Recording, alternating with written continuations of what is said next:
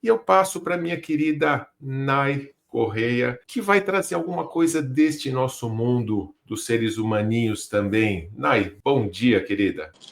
Bom dia. Adorei relembrar aí do laboratório. A gente brinca com umas coisinhas, umas misturinhas, né? Que hora dava uma misturinha cor-de-rosa, hora dava uma misturinha azul, uma com fumacinha. Realmente, você pegou uma memória boa aí agora, hein, Renato? Bom, gente, muito bom dia aqui para os co-hosts, bom dia para a nossa audiência.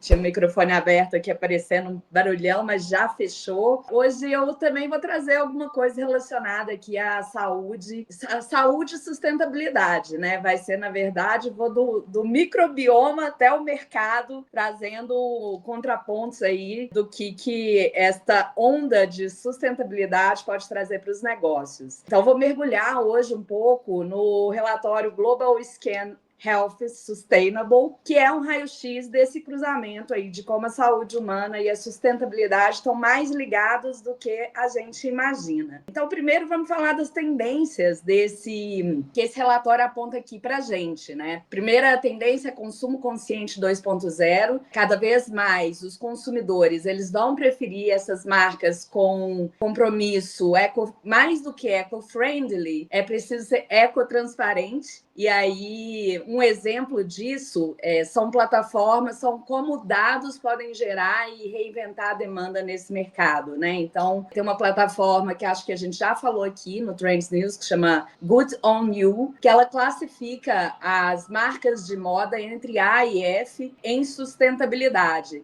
E adivinhem, as marcas com C para baixo, né, abaixo de C, elas perderam 12% de market share, e isso vai mostrando, né, a influência da sustentabilidade nos negócios, né? Então, o ISG, que às vezes é tratado como mimimi, a gente passa a ver agora resultados reais. Esse relatório mostra alguns dados nesse sentido.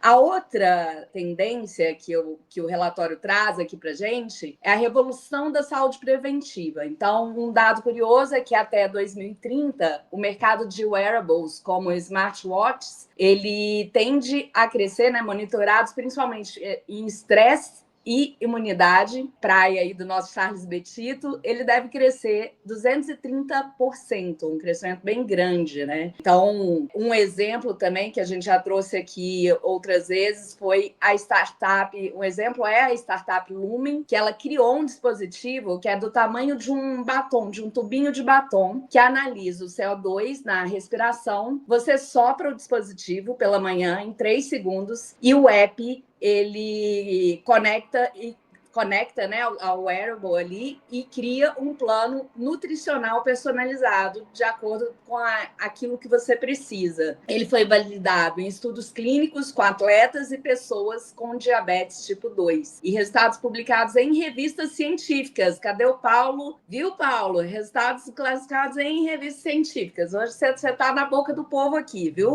E uma curiosidade, tipo a Leo O'Hara aqui, de cinema, é que esse aplicativo ele virou febre entre os CEOs do Vale do Silício, e o Jeff Bezos, por exemplo, já usou esse dispositivo para sua preparação física para viagens espaciais. Uma outra tendência são sistemas regenerativos, né? E aí não basta reduzir danos à natureza, por exemplo, é preciso a gente pensar em como regenerar. Um relatório ele traz a informação de quanto que as empresas elas já estão com metas de impacto positivo líquido. Então, 40% das empresas da Fortune elas estão com essas metas, né, de, por exemplo, plantar mais árvores ou recuperar qualquer coisa no meio ambiente. Então, a regeneração ela virou uma vantagem competitiva, e essas empresas tiveram crescimento 2 vezes maior no valuation em comparação às concorrentes tradicionais nos últimos 5 anos. Um caso bem inspirador aí é o caso da Interface, que é uma líder em carpetes, que transforma redes de pesca descartadas em pisos sustentáveis.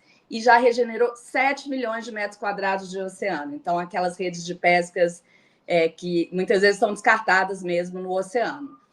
Bom, E aí, Renato, falando dos consumidores dessa era, quem é quem na sustentabilidade, o relatório ele divide essa galera em 4 tribos.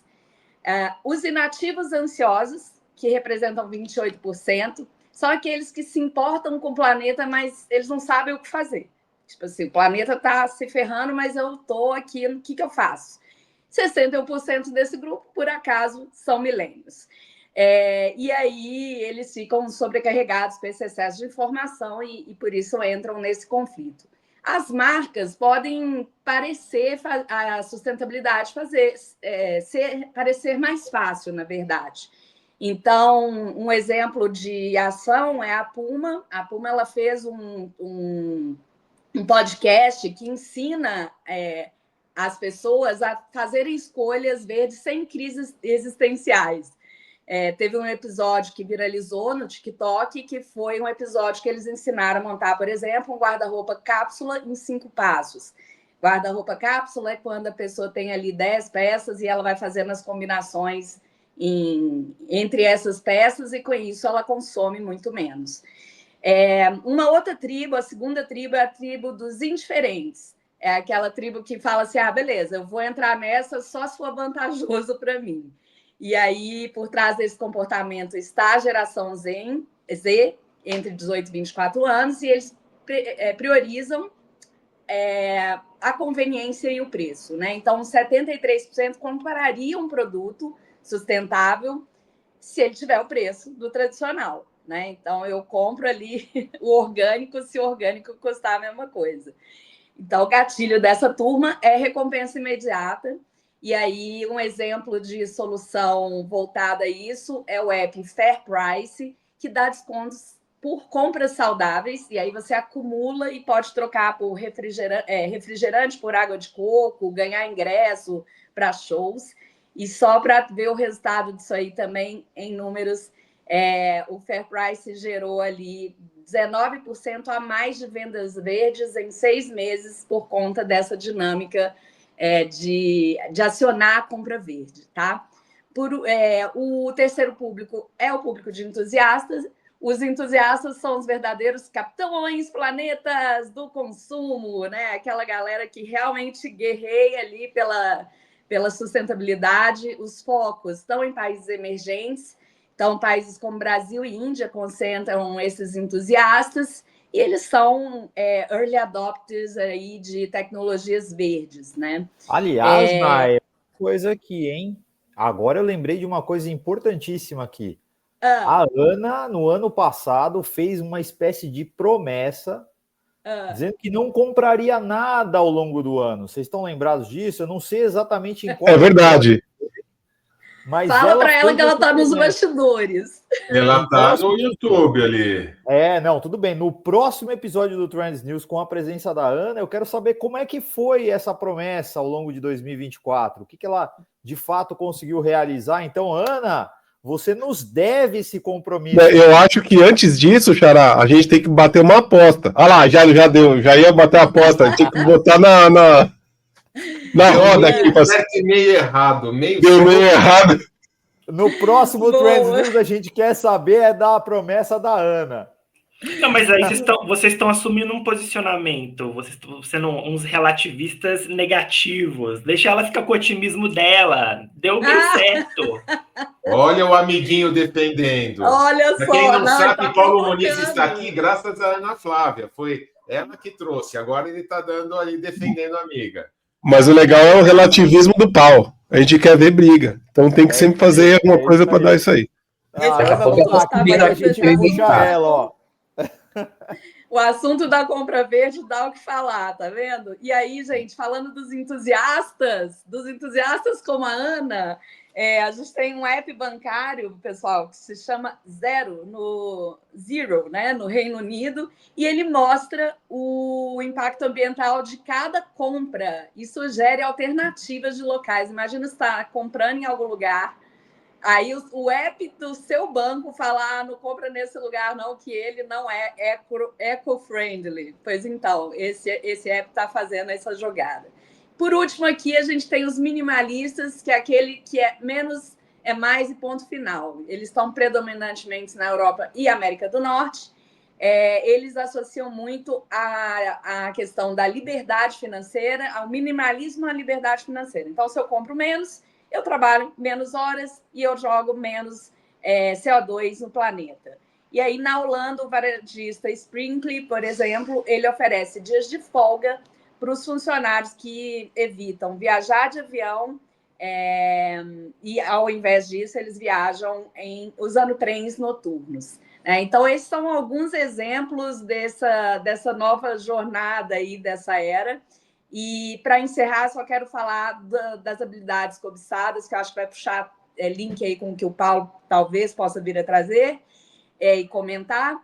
São as habilidades mais cobiçadas nessa questão da saúde e sustentabilidade. Então, primeiro é o pensamento sistêmico, entender como a saúde humana se conecta com o ecossistema, por exemplo, como o desmatamento da Amazônia afeta pandemias, e aí profissionais com essa habilidade podem vir a ter salários 30% maiores em áreas de saúde pública e gestão urbana. O domínio de green techs, né? Então, da biofabricação da energia limpa. A gente tem, por exemplo, o Google Care Certificates em sustentabilidade. Cursos como esse do Google explodiram em matrículas, mais de 300% de matrículas. Também tem plataformas como Coursera, que já oferece, por exemplo, certificações em nanocertificação em economia circular. Então, esse domínio de green techs vai ser cada vez mais valorizado. E olha só, Paulo Nunes, para eu poder encerrar aqui a minha fala. Comunicação científica.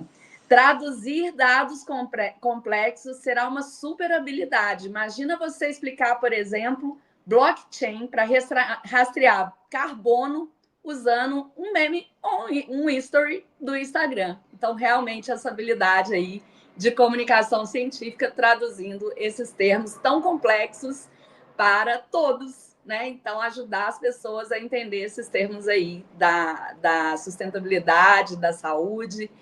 E com isso, meu querido Renato Grau, volto para você.